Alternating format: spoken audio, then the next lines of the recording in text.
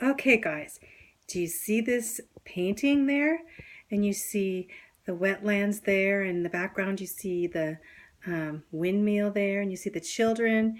The young man, young boy, he's throwing in rocks in there, like skipping rocks, and the little girl's watching on in her little dress there. Such a beautiful, beautiful um, painting. My grandmother actually gave it to me, but when I was thinking of this next lesson that has to do with the Netherlands, I was looking at this painting. I thought, wow, this painting looks like it might have been painted right there in the Netherlands, huh? So, but sometimes, we don't know. But anyway, I wanted to share that painting with you. Here I am. Sit down here on my phone expression.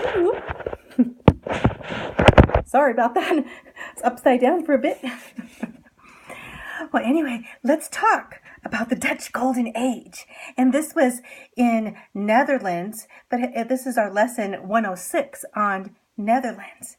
And so I'm part Dutch too. So are you, if you're my grandchildren, because my great grandmother was from the Netherlands on my mom's side, which is the Native American. Can you imagine a Dutch woman coming to America and marrying an Indian Native American man in the midst of Nebraska? Kind of strange, but she did, and so did her sister. They were both from the Dutch Reformed Church and came as missionaries. Anyway, let's go back to this Dutch Golden Age. So when we think of the Netherlands, what do you think about? That picture there, of course, we think of windmills, and we think of lowlands. We think of wearing wooden shoes. We think of tulips. Those things remind us of the Dutch people.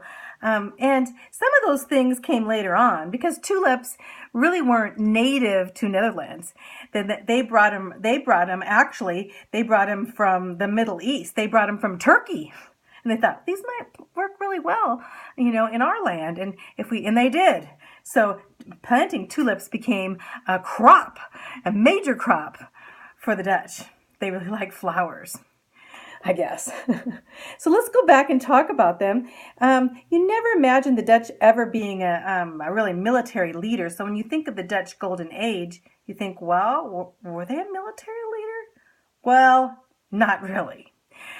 They were prosperous in other ways. They were prosperous in their ingenuity, in farming, in trading, and they became rich, especially in taking care of money, like banking. And they even flourished as missionaries with the gospel message. Well, another thing I need to go over with you a little bit, because some people I found out didn't really realize that Holland was the Netherlands.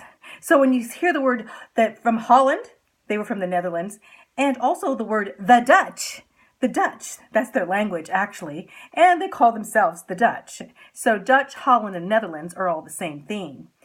And the lowlands at one time in that area, now like England is very close there. You can look on your map and see exactly where the Netherlands are. But the lowlands were Netherlands, Belgium, and Luxembourg. And they carved out this area from the ocean. Wow, that is really something. That they actually built canals and dikes and dams and pumped water out of the ocean areas and built these dams so the water wouldn't be there. And this made the land really fertile there. And they did this, a lot of hard work to do. And that's where they lived. And they loved their land. It would be kind of hard if the dam broke, though, wouldn't it? They would certainly be flooded. So they had to make sure all the time that the dams held out, and the dikes and the canals. So you can look on your map, and the capital we see is Amsterdam. Amsterdam is still a major hub in the world. Most airlines stop in Amsterdam and wait there for a while. It's still an area, there's so many places as you walk through Amsterdam, you can trade, and there's merchants, all kinds of little shops and everything. It feels like you're going back in time when you're there. And, okay, let's talk about history a little bit. We're going to talk about back when, before 300 AD, there were German tribes. The Dutch language sounds a little bit like the German language. So these German tribes, settled in this area along the Rhine River. And then, of course, we have the Roman Empire coming up in 300 AD. And they camped along that Rhine River too, and actually made a fort there. And then we know Charlemagne of France came, and camped there. During the 400s, the Anglo and the Saxons moved in. And then it was a part of the Holy Roman Empire under the Habsburgs. The Habsburgs were a royal family that they intermarried with a lot of different families, Austria and Spain and the Netherlands. So they could their families ran all these nations. And so they wanted to run the nation of the Netherlands. And so they had come in, and they were from Spain. And so they brought Spanish people in. They really didn't like the idea that the Dutch, during that time of the Reformation, a lot of the Dutch people became Christians, became part of the Reformation. In fact, you call it the Dutch Reformed Church even, but it was this Reformation. And so we had a huge amount of Dutch people being Protestants, and then we have the Habsburg ruling them and saying they had to be Catholic. Well, you can imagine another war would happen. Well, they were constantly fighting, but we call this the 80-Year War. I want to tell you something. The 80-Year War and the 30-Year War, they are together. Because you see, the Dutch were in war, and then they went to the 30-Year War, and the whole war was about religions between the Catholics and the Protestants. And so when you think of the 80-Year War, you think more of the Netherlands fighting these Habsburgs that were Catholic, that were ruling them. In 1568, the Habsburg actually were very displeased and said that they needed to be Catholic. So the Dutch, 7 provinces, actually in the year 1588, declared independence. 7 provinces of the Netherlands declared independence. And not until, like 60 years later, over 60 years later, I should say, did almost 80 years, when we talk about the 80-Year War, did Spain recognize them as a country. And the signing, remember the signing of the Westphalia, the signing of the Peace of Westphalia that ended the 30-Year War? It also ended the 80-Year War. Whoa, you can remember both things right there. They were then, after that point, these countries were allowed to pick whatever the religion that they wanted to be.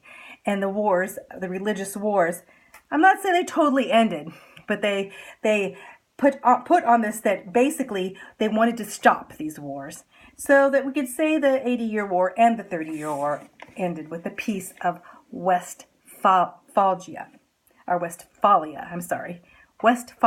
Remember that name. And it's Westphalia. So it has PH in there. But the Peace of Westphalia ended the 30 and the 80-Year War. Later on, the provinces loyal to Spain, some of them were loyal to Spain, they became the Spanish Netherlands, and later they became Belgium, that area of Belgium there, too. So you see how history comes to be. Well, let's go to the 1600s, because that is what we're talking about now. How could this little country be a world power? It's kind of ridiculous. You think maybe they didn't have a big military. So what happened during this time? It's called the Golden Age of the Dutch Golden Age. Why? Because they were hard workers, and they had a lot of ingenuity. They made things work just like they did with their land. They also were good at trading with other countries. They brought goods to other countries, and they traded, and they loved these new things, and they developed the new things just like they did with the tulip when they brought in the tulip and raised the flowers.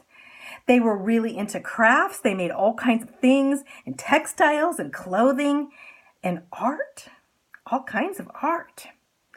They knew when times were hard times were, because they went through hard times, and they knew how to survive in hard times. They were very hardy people. Symbols of the windmills you can see, pumping water. And you see the first windmill was in 1454. So they had them for a long time. And then, in fact, they walked around with wooden shoes sometimes. You think wooden shoes, that would be very hard to walk in, wouldn't they? But they even built their shoes. The Dutch sea power in the 1600s was huge, because they were very good shipbuilders. So they were on the sea, and there was a strategic place for the trade and fishing there. So all kinds of people came to trade with them from all different countries. Their ships were larger than most ships because they wanted to transport a lot of goods everywhere. And the number of ships tripled during this golden age, and they had so many out there in the seas. And the Dutch ships carried one half of all the goods that were on ships were on Dutch ships. They carried a lot of goods and transported a lot of goods. They were really into selling and buying from all over the world. They also prospered in banking. They made Amsterdam the leading banking area in that whole area. In fact, in all of Europe, possibly. They started colonies in Ceylon, in Indonesia, in the Caribbean islands, in South America, and even in Africa. South Africa was a weird place for Dutch to go to South Africa to really start a colony in South Africa. It seems kind of ridiculous since that's way down by that Cape of Good Hope. Remember that? Where you remember the Italians and the Spanish and the Portuguese, and mainly the Portuguese going down to the Cape of Good Hope. But that's another story. But now we have the Dutch going down there. The Dutch East India Company under Jan van Riebeeck was founded. It's pronounced Jean, but it's Jan. Whenever you have a Jan van or van, it's usually Dutch. Jan van Riebeeck. Well, anyway, he spent 18 days in South Africa. He was only a young man then, about 20 years old or so. And then he went back to the Netherlands, and he thought, I need to bring some more people back. So he organized through the Dutch East India Company, and they ended up going back and starting this Dutch settlement. And he led it for 10 years in South Africa. You can imagine South Africa's mainly, very primitive black people lived in the southern part of Africa. But he started this colony. Later, they're called the Burghers. Burghers means citizen, or the Boer, B-O-E-R, which means farmers. And later on, we'll talk about some wars that happened with them. But they were definitely Dutch. And then, art. Okay, let's talk about art. We don't have that much time, but let's talk about art. They were especially good at painting. And they learned this painting from a lot of the Flemish. When you think of Flemish, you think of the Belgian area, and Italians. Remember the Italian Renaissance with Da Vinci and Michelangelo and such. They were in the 1500s. The Dutch had been watching on. Well, the Dutch had no royalty. They had no kings to support them. They didn't have a king, in fact. And so they also didn't have a church to support them, because basically their Protestant belief was they weren't supposed to make graven images and paintings and put them in church. So who would supply, the backing for their artwork? Well, the merchants, of course. They wanted to sell them. They said, you paint them, we'll sell them. So they started actually contracting with local artists to sell their work. The middle class merchants supported them, and there were many Dutch artists. They would be commissioned artists to work for their company. And so in that way, they would get a commission to produce more and more artwork. Some of the great artists at that time is in your book, and Frans Hals, he did portraits. They did a lot of portraits because there was no cameras back then, so they did a lot of portraits. There was Jan Vermeer, actually you say, and he did indoor scenes. There was Peter Hooch. He also did indoor scenes and portraits too. Jacob van Ruysdael did landscapes. Okay, I don't know all those names, but they were famous. But there was one of the greatest artists of all time. And this artist, his name was Herman Zoom van Riebeeck. Who in the world is that? You might know this artist as Rembrandt. Rembrandt was so famous. For any museum you go, you can go to the museums, the Smithsonian, the Louvre. You can go to Russia. I went to the Hermitage, and there I saw Rembrandt's paintings. I'm getting kind of close to 15 minutes, so I'm going to stop here and give you part 2 in just a little bit. Very short part, though.